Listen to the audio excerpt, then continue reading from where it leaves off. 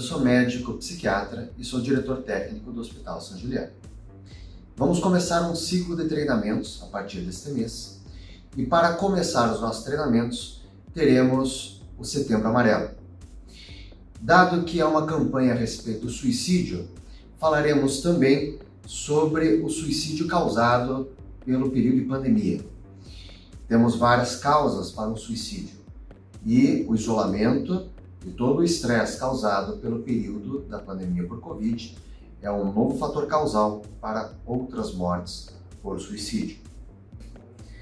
Ao longo do tempo, a gente tem observado, principalmente no Brasil e em alguns outros países, como os Estados Unidos, que tem havido um aumento das taxas de suicídio, tanto em números absolutos, quanto também em números relativos, mesmo com o aumento dessas populações.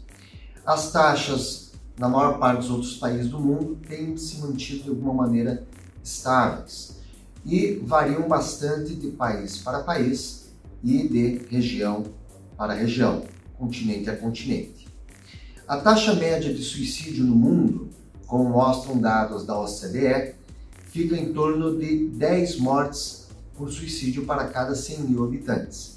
O Brasil, apesar de ter um crescente ao longo dos anos, ainda está um pouco abaixo da média mundial. Fica em torno de 6,5, de acordo com dados recentes da OCDE e da World Health Organization. E também está abaixo de vários outros países na própria América do Sul.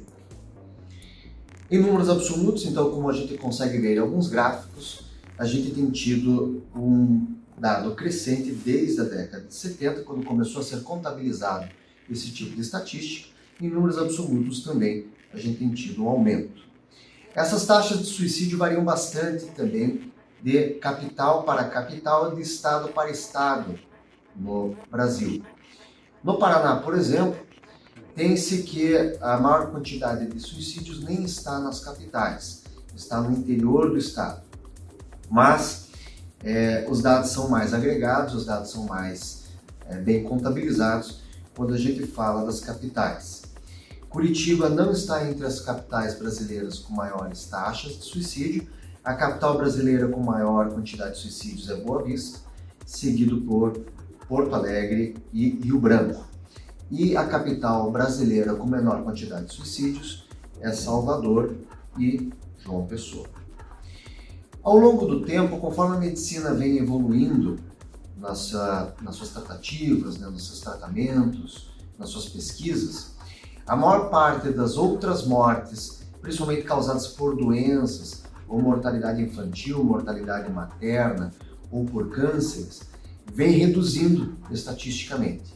E tem aumentado, então, nesse ranking, as mortes violentas. Então, mortes por motivo de acidentes automobilísticos, mortes por homicídios, mortes por suicídio. Tem aumentado, então, a classificação dentro desses rankings. E há uma perspectiva de acidentes automobilísticos, por exemplo, saírem do 9º lugar desde 2004, passando para 5º lugar em 2030, e o suicídio, que era 16º, passando para 12º até 2030. Então, há esta perspectiva de a gente recolocar as mortes violentas, se tornando mais frequentes do que outras doenças que vêm sendo controladas pela medicina. O suicídio também varia, em colocação de morte, dependendo do nível de evolução socioeconômica e cultural de cada país. Então, por exemplo, em países de terceiro mundo, há muitas mortes por causas nutricionais, por causas infecto-contagiosas, por mortalidade materna, por mortalidade infantil, e são causas de morte que países de primeiro mundo costumam não sofrer ou ter melhor controladas. Então, o suicídio e homicídio, mas principalmente suicídio, vamos dizer assim, em países de terceiro mundo acaba ficando lá para baixo como causas de morte, comparativamente com as outras causas de morte. E em países de primeiro mundo, o suicídio acaba sendo colocado em 2º ou 3º lugar como primeiras causas de morte. Então, por exemplo, Japão, Coreia e Canadá suicídio é a segunda causa de morte. E nos Estados Unidos é a terceira causa, e da mesma forma como na maior parte dos países europeus. Temos também um dado importante, que a cada suicídio de fato consumado, a gente tem mais ou menos 15 a 20 tentativas.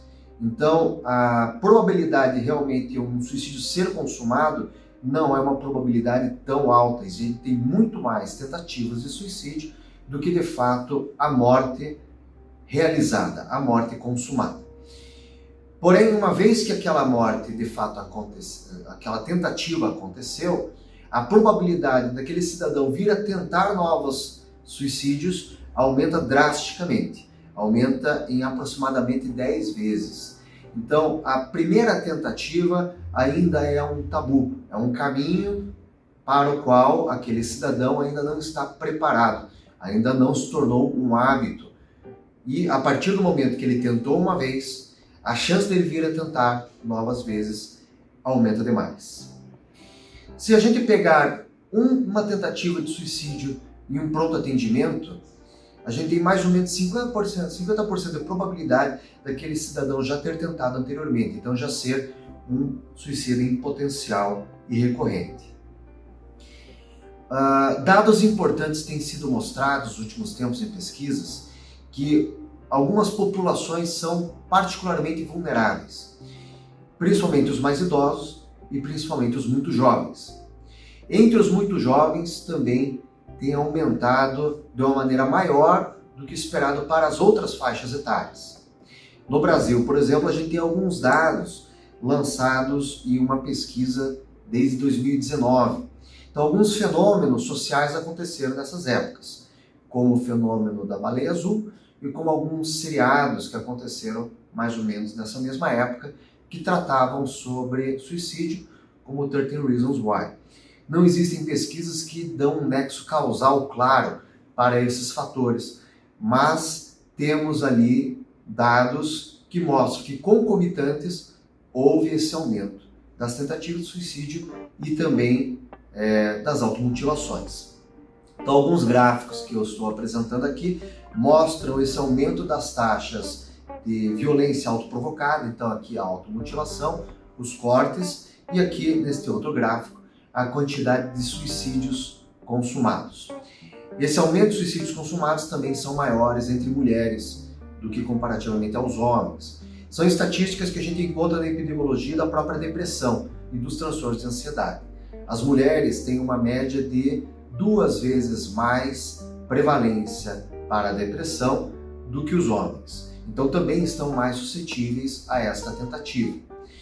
Outros gráficos e outros dados nos apontam que as mulheres costumam tentar 2, 3 ou 4 vezes mais suicídio do que os homens, dependendo do país onde está inserido. No Brasil, por exemplo, as mulheres tentam 3 vezes mais suicídio do que os homens. Na Argentina, as mulheres tentam 4 vezes mais suicídio do que os homens.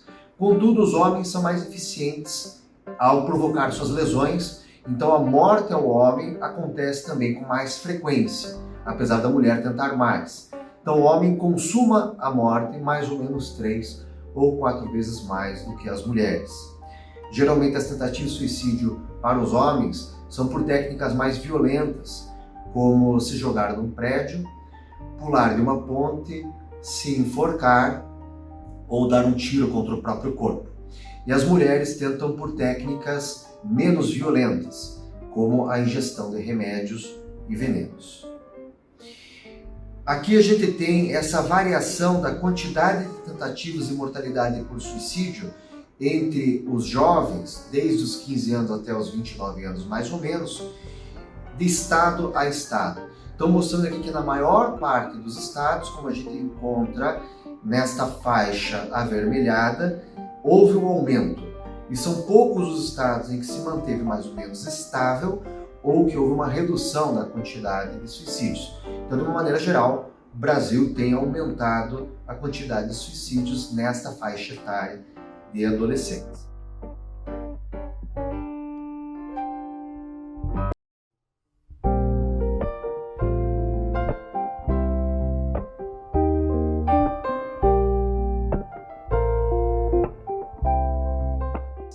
Vários são os fatores de risco para uma pessoa tentar suicídio. Então, uma delas, como a gente falou, a tentativa é da mulher e o fato consumado é dos homens. Muito jovens, muito idosos, são faixas etárias de risco. Estratos econômicos extremos, então muito pobres ou muito ricos, estão na faixa de perigo para o suicídio. Perdas recentes, lutos, perda familiar, perda de emprego, perda de status social e outros tipos de perdas traumáticas também predispõem a uma tentativa de suicídio ou suicídio. E alguns estados de isolamento. Então, seja o isolamento social, o isolamento alguns provocados, isolamento por bullying, ou solteiras, viúvas, também estão mais predispostos a tentar o suicídio. Pessoas em regiões migratórias, então migrantes também estão mais sujeitos a estresse pós-trauma, a depressão, transtornos de ansiedade, pânico e suicídio. Várias outras questões vão influenciar na herança genética, questões familiares, quantidade de conflitos dentro de casa, traços de personalidade e fatores clínicos. Então, estar convivendo com uma doença clínica muito grave e que traz uma limitação muito intensa a fatores executivos, capacidade laboral, capacidade social, doenças essas como doenças neurológicas progressivas, doenças reumatológicas muito graves, doenças endócrinas muito graves, epilepsia e cânceres. Entre os adolescentes a gente tem algumas causas bastante frequentes e interessantes de serem estudadas. Como a gente falou antes, baixo nível socioeconômico é um fator causal para o adolescente que tenta suicídio. Ter conflitos familiares, pais separados, é um fator de risco ao suicídio. Ter já uma depressão diagnosticada ou transtornos mentais diagnosticados também. Consumo de substâncias, cigarro, álcool, cocaína, crack, são também aumento de risco de suicídio. Vida sexual iniciada precocemente, também é fator de risco. As faixas etárias que cursam o ensino médio, que também é a época onde há a maior probabilidade de se sofrer bullying, também é fator de risco. Dentre os tipos de bullying, que existe o bullying moral, tem o bullying físico e tem o bullying relacional. Dentre esses três bullyings, o bullying relacional é o mais grave e o mais vinculado também a tentativas de suicídio. É o bullying no qual a pessoa se aproxima ou tenta se relacionar e ela é isolada pelos demais. E não necessariamente vai ter a agressão física ou vai ter a agressão verbal. Então, o bullying relacional é o mais frequente entre as meninas, as adolescentes, e é também aquele que mais predispõe à tentativa de suicídio. Baixa qualidade de sono, alto nível de estresse, de cobrança, também é fator de risco aos adolescentes. Vários são os fatores protetores ao suicídio para a população de uma maneira geral. Então, não ter transtorno mental, obviamente, não tem depressão, não tem transtorno de ansiedade, não tem transtorno de personalidade, mas de repente, vamos supor, sofreu alguma forma de perda. Então, vai ter ali um transtorno de ajustamento, um transtorno adaptativo, mas é uma pessoa que não tem previamente nenhum tipo de transtorno comórbido. Então, isso é um fator protetor, não ter um outro transtorno diagnosticado. Estado de gestação é fator protetor. Ter um bom vínculo familiar e ter um senso de responsabilidade para com a família é fator protetor. Ter uma religião e ser praticante daquela religião é fator protetor. Estar empregado, estar bem situado socialmente no seu emprego, ter essa satisfação, ter esse reconhecimento é também fator protetor. Ter filhos, criança na família, é fator protetor. Isso a gente encontra direto na prática clínica, no consultório, no hospital, de pessoas que não sentem mais valor na própria vida, não conseguem mais encontrar um motivo pessoal para viver, mas que não tentam suicídio porque tem alguém que dependa deles, principalmente um filho. Então, isso também é fator protetor ao suicídio. Ser uma pessoa bastante dinâmica e com capacidade positiva para a solução de problemas também protege contra o trauma. E ter uma boa relação terapêutica, né, e ter um círculo protetor terapêutico profissional. Então, estar acompanhando com psiquiatra, estar acompanhando com psicólogo e ter ali um vínculo, né, e uma proximidade e aderir bem ao tratamento também protegem do suicídio. Então, por exemplo, municípios que têm CAPS na sua região já reduzem a probabilidade do suicídio em pelo menos 14%. Então, isso já dá material aí para políticas públicas, por exemplo. A gente está vivendo uma época de pandemia, a pandemia pelo Covid. E a pandemia pelo Covid tem se mostrado um fator causal para vários tipos de transtornos mentais, aumentando prevalências de uma maneira bastante importante para vários tipos de transtornos. Então, houve aumento para a depressão, houve aumento de transtornos de ansiedade, houve aumento de transtornos adaptativos, houve aumento de luto, houve aumento de luto, tanto o luto normal e um luto sadio, quanto o luto patológico, persistente e complexo. Então, vários transtornos foram se aumentando aí de prevalências, dependências químicas, início de consumo abusivo de substâncias, aumento do consumo de substâncias, aumento das taxas de recaídas para aqueles que já são portadores de uma dependência química e transtorno de estresse pós-trauma, principalmente para aqueles que foram hospitalizados e que em algum momento tiveram que passar por uma intubação.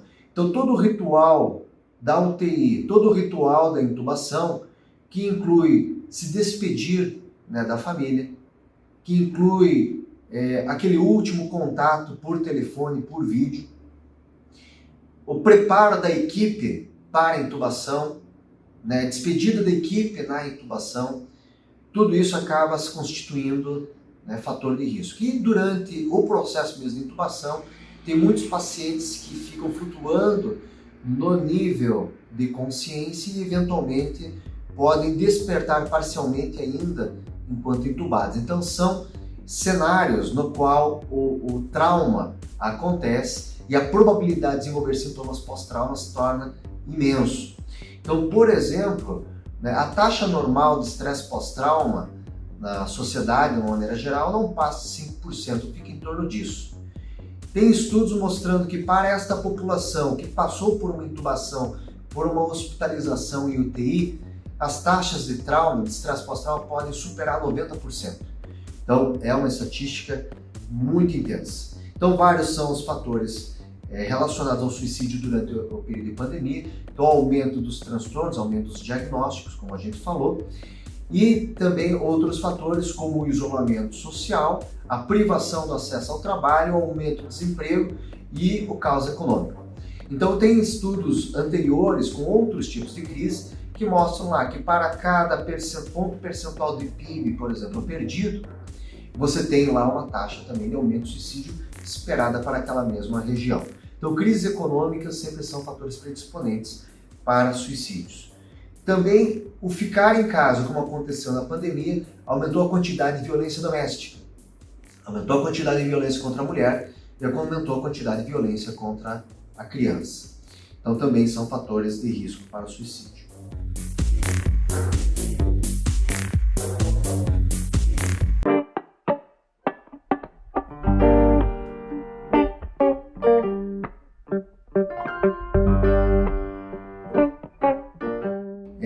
O Brasil, anos atrás, mais ou menos 2013, em uma convenção em Genebra da OMS, se comprometeu em fazer uma redução das suas taxas de suicídio, em reduzir pelo menos 10%. Essa era a promessa pactuada entre outros países da OMS. Contudo, o Brasil não tem conseguido frear. A maior parte dos países tem conseguido frear, pelo menos, né, a subida do suicídio, essa escalada do suicídio, e o Brasil foi completamente mal sucedido, bem como os Estados Unidos e mais alguns outros países. Então, lá em 2013, a gente tinha 5,8 suicídios para cada 100 mil habitantes e até 2016, que são alguns dos dados mais recentes, o Brasil não tem dados mais recentes que isso ainda, estávamos em 6,5. Então, a probabilidade de a gente conseguir reduzir, né, está bastante ruim. Existem várias pesquisas, né, fazendo alguns estudos sobre quais seriam as medidas mais eficientes. Então, algumas medidas para a gente conseguir coibir o suicídio e controlar, né, essas taxas. Então, uma pesquisa realizada na Suécia, na ilha de Gotland, que é uma ilha que tem apenas 58 mil habitantes, então é mais fácil também de controlar a pesquisa e controlar a educação da população. Houve um treinamento de médicos generalistas para poder identificar, né, a pessoa com fator de risco, a pessoa deprimida, a pessoa em sofrimento, e tratar de uma maneira adequada. E houve uma redução de mais ou menos 60% da mortalidade de suicídios. Também foi feito um estudo parecido no Japão, que ao longo de 10 anos foi conduzido um programa educacional sobre a depressão, e aí não especificamente a população de profissionais, mas também para a população em geral. E os índices reduziram em 64% entre as mulheres. Existem várias outras estatísticas e estratégias de prevenção. Por exemplo, no Canadá, que é um país onde há bastantes suicídios, e principalmente em adolescentes, temos as prevenções em base escolar e em base comunitária. As prevenções em base escolar seriam com estratégias pedagógicas para que colegas, professores e dirigentes pudessem triar os adolescentes em fator de risco, pudessem criar estratégias de ensino, né, integrativas que fizessem com que os adolescentes se ajudassem, se apoiassem e reduzissem a probabilidade do bullying. E as estratégias de base comunitária seria a partir do momento que você tem, né, um suicídio, você possa acompanhar nesse serviço secundariamente e também de capacitar, né, os seus profissionais para poder fazer uma identificação precoce e um tratamento precoce. Outras estratégias de prevenção incluem intervenções sobre a mídia. A gente sabe que a mídia, comunicando de maneira adequada ou inadequada, influenciam sobre as estatísticas daquela mesma época. Então, o suicídio nunca pode ser romantizado. E o suicídio também não pode ser negligenciado a informação. A informação é necessária. A população tem que ter acesso à informação para não se criar fantasias. E a população tem que ter acesso à informação também para poder saber o que fazer nos casos de risco de suicídio ou da tentativa de suicídio. Então, informação não pode ser negligenciada, ela tem que ser transmitida. Mas ela tem que ser transmitida de uma maneira correta. Isso acontece, a divulgação do suicídio, principalmente quando celebridades, pessoas importantes, políticos, atores, cantores, artistas, de uma maneira geral, acabam cometendo suicídio ou sua tentativa. Ao se romantizar, então, um exemplo de romantização seria um ator famoso, né, bem-sucedido, e que, apesar da sua condição bem-sucedida, não dá conta da sua vida e acaba se matando, né, e se transmite, né, essa informação com um certo glamour, e se transmite essa informação no sentido de que mesmo pessoas muito bem-sucedidas não conseguem encontrar satisfação com a própria vida. Então, quem dirá das demais pessoas que sofrem muito mais do que alguém que tem um nível de sucesso como esse. Então, essa é uma transmissão que imediatamente nas semanas seguintes vai aumentar a probabilidade de outras pessoas tentarem suicídio. Uma transmissão bem-sucedida seria uma transmissão no qual se veicula, né, de fato, o tipo de sofrimento, dá complexidade ao caso e mostra que, apesar daquele suicídio, há estratégias que podem ser conduzidas e que podem prevenir que outros casos semelhantes aconteçam. Então, isso faz proteção. Esse fenômeno do aumento da mortalidade ou da sua proteção tem nome. O aumento da mortalidade se chama efeito Werther. E a redução da mortalidade por ação da mídia se chama efeito Papageno. Temos outras pesquisas falando de estratégia, né, o que mais pode ser feito, e algumas dessas podem ser conduzidas por qualquer um de nós, né, que temos, por exemplo, familiares ou temos conhecidos que podem estar dentro desse risco. Então, uma das técnicas que mais funcionam é a restrição ao acesso do método de suicídio. Então, por exemplo, facas, cordas, remédios, venenos, substâncias químicas. Então, tudo isso tem que ser privado o acesso. Talheres, por exemplo, tem que ser colocada em baús ou gavetas com chave. Remédios têm que ser administrados sob supervisão. Substâncias químicas, venenos, cordas, têm que ser trancadas em uma despensa com chave. Então, o acesso é muito importante ser privado. Educação dos responsáveis para poder identificar a pessoa que está em sofrimento e dar apoio à pessoa, não cobrar. Então, é muito importante ter paciência, ter empatia, ter escuta. Às vezes, a própria escuta empática é mais importante do que tentar intermediar uma solução verbal. Às vezes, as pessoas que tentam ajudar sentem-se muito frustradas por não conseguir ajudar de uma maneira eficiente e se irritam.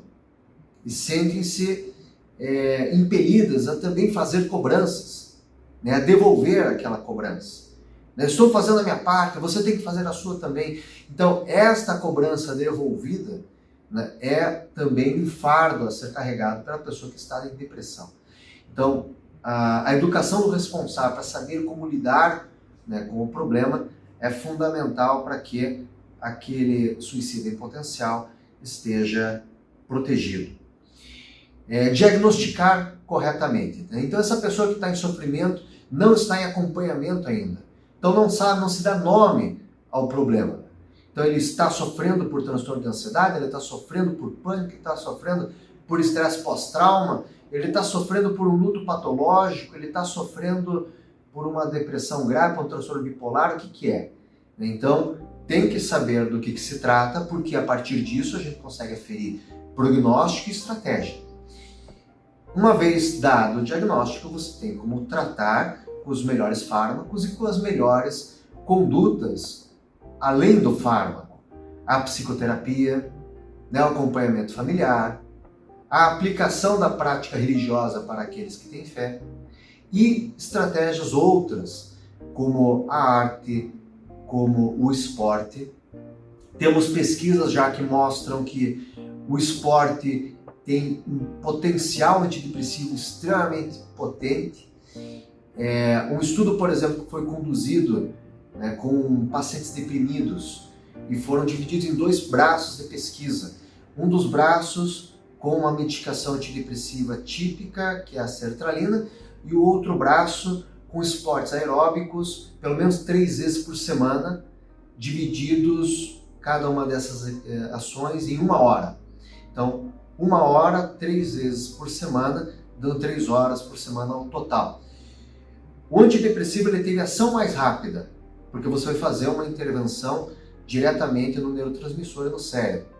Contudo, após mais ou menos 4 meses, a ação do esporte se igualou à ação do antidepressivo, e por um meio que é um meio natural. E que não apenas traz o benefício sobre o humor, mas também vai trazer outros tipos de benefícios. Então a depressão a gente sabe também que é uma doença inflamatória. A depressão aumenta a produção de mediadores inflamatórios, interleucinas, fator de necrose tumoral, aumenta a quantidade de hormônios do estresse, e esses mediadores vão trazer danos diretos ao tecido cerebral. Vão trazer danos diretos ao córtex pré-frontal, necessário para a gente ter raciocínio, capacidade executiva, capacidade funcional, atenção, e vai trazer também danos ao hipocampo e outras áreas relacionadas à memória. Então a gente sabe que as pessoas em depressão têm dificuldades cognitivas claras. Isso é mensurável e isso é identificado por todo mundo que tem depressão ou que tem um familiar que tem depressão. E o esporte ele vai aumentar a oxigenação dessas áreas, o esporte reduz o nível de inflamação e faz com que a pessoa tenha mais capacidade executiva e aumenta a produção de neurotransmissores e hormônios do prazer. Então, o esporte ele tem vários outros tipos de benefícios. Então, isso é estratégia, isso é tratamento, isso tem um forte nível de evidência de eficácia. Temos que ter um apoio adequado após uma primeira tentativa. Como a gente viu, uma vez que se tentou, a probabilidade de uma nova tentativa aumenta em pelo menos 10 vezes. Então, acompanhar corretamente alguém que já tentou uma vez é uma maneira de se proteger. Temos que treinar equipes médicas, treinar equipes de tratamento. Então, isso está no nível já de uma aplicação em saúde pública. E outras medidas possíveis para as famílias, né, para os indivíduos, seria um maior controle de substâncias psicoativas. Bebida, abuso de bebida, embriaguez ou abstinência aumenta a probabilidade daquela pessoa vir a tentar suicídio. Outras drogas também, e não se enganem, a maconha também aumenta a probabilidade daquela pessoa deprimir e aumenta a probabilidade de suicídios, também já com dados científicos publicados. Muito bem, então estamos no nosso mês de prevenção ao suicídio, estamos no Setembro Amarelo, um movimento nacional que já tem se propagado para vários outros países, se tornou já um evento internacional. É importante que a gente saiba do assunto, estamos dentro de um hospital psiquiátrico que tem internamento e que tem ambulatório, então nós somos este modelo, né, para poder transmitir conhecimento. Temos na nossa obrigação de cuidar dos nossos pacientes, dos nossos familiares, e que a gente possa ser, então, um facilitador do acesso à informação, cada um de nós. E que a gente também possa se cuidar. Quando nós não temos uma saúde mental para nós, a gente não consegue oferecer essa mesma qualidade ao outro. Então, partimos do princípio que nós estamos nos cuidando. Muito bem, obrigado pela atenção.